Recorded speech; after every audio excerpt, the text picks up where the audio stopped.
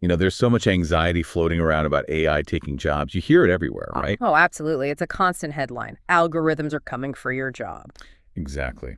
But what if the actual data paints a different picture?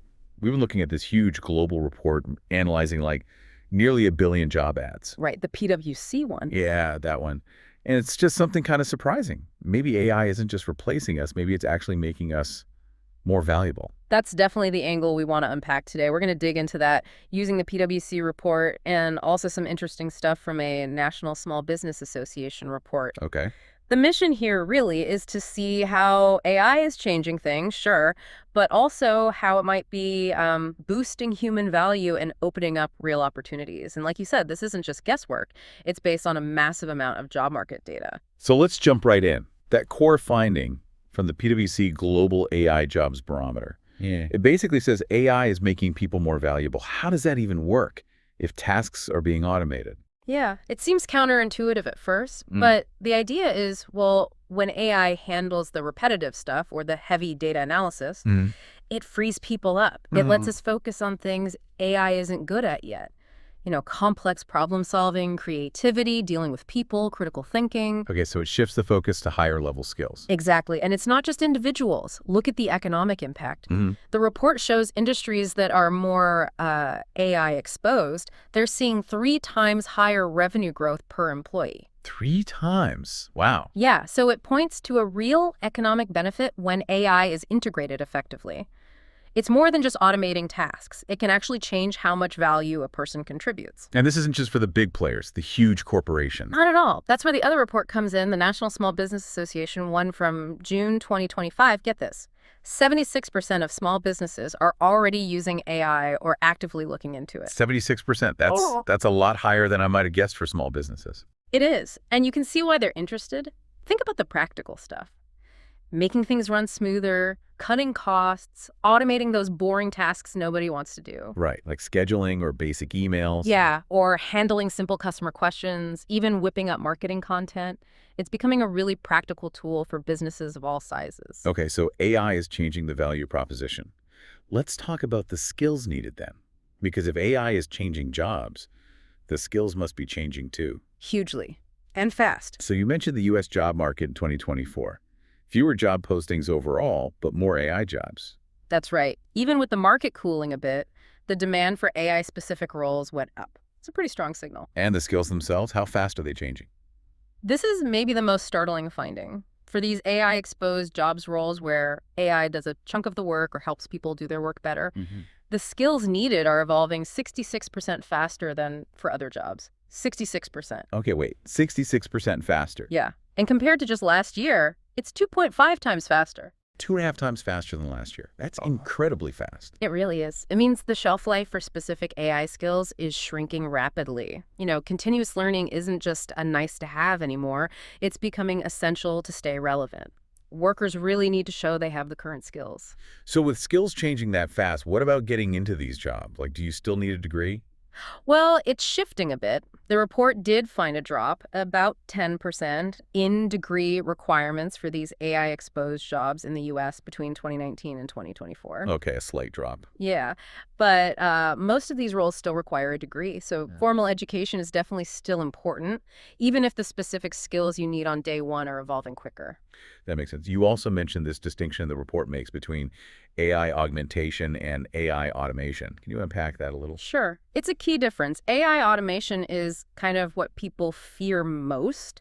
AI taking over tasks completely, potentially replacing a human. Yeah. But AI augmentation is different. It's about AI tools helping humans, making us better, faster, more capable. Think of it as a partner tool. Like AI assisting a designer or a writer. Exactly. And the report shows that roles focused on augmentation are actually growing faster than the automation-heavy roles. Oh, okay. So the demand is higher for jobs where humans work with AI rather than being replaced by it. That seems to be the dominant trend, yes. Human-AI collaboration is where a lot of the growth is. So where are we seeing the biggest growth in these augmentation roles? Which industries? Some of the results here are pretty interesting, maybe not what you'd expect. The biggest increases: construction, education, health and social work, even hotels and catering. Construction and hotels, Yeah. really? Yeah. Think about AI helping with project planning and resource management in construction, or maybe personalized learning tools in education and spreading out. That is surprising. But then you also mentioned some sectors saw declines in augmentation roles, like finance and tech. Right. Financial and insurance services and ICT, information and communication technology. Why would that be? You'd think tech and finance would be all over AI augmentation.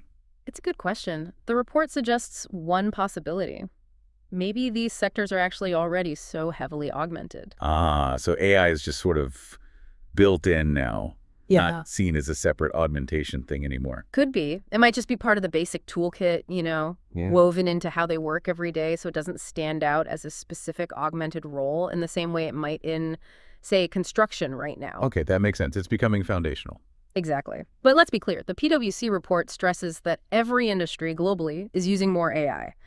Even places like mining and agriculture are seeing increases. Right. And in the U.S. specifically, the jobs most exposed tend to be things like health professionals, executives, business pros, and definitely ICT professionals. You mentioned ICT. Wasn't there a specific stat about skills demand there? Yeah, good memory. The demand for AI skills within ICT jobs jumped pretty significantly from 5.5% in 2023 up to 9.5% in 2024. So almost doubled in a year. Wow. Okay, but here's something else that caught my eye in the notes. It says AI-exposed jobs are growing much slower overall, like 2% growth, compared to jobs not exposed to AI, which grew at 20%. Yes, that's a really important nuance. So what does that mean? If demand for AI skills is up, why are the overall AI jobs growing slower than non-AI jobs? Does it go back to that idea of AI being integrated into existing roles? I think that's exactly it. It suggests AI isn't necessarily creating vast numbers of brand new job titles at the same pace as it's changing how existing jobs are done. It's becoming embedded. Right. Horizontal integration, you called it. Yeah. And the jobs growing faster, the ones less exposed right now. Think cleaners, food service, trades, some health associate roles, often jobs needing a lot of physical presence or complex person-to-person interaction that AI isn't quite ready for yet. Okay, so AI is changing work, but not necessarily eliminating all the jobs that don't directly use it, at least not yet. Exactly. It shows augmentation is happening broadly, but it's not revolutionizing every single role equally or at the same speed. Let's shift to the payoff then. We've talked about skills and demand. What about the money?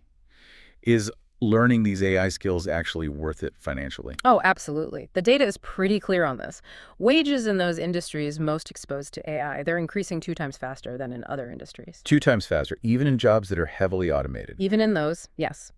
But here's the real kicker, the sort of aha moment for individuals. Right. If you, as a worker, have AI skills, you have the potential to earn a 56% wage premium. 56%. 56%. That's up massively from just 25% last year. Wow. So nearly double the premium from last year. Yep.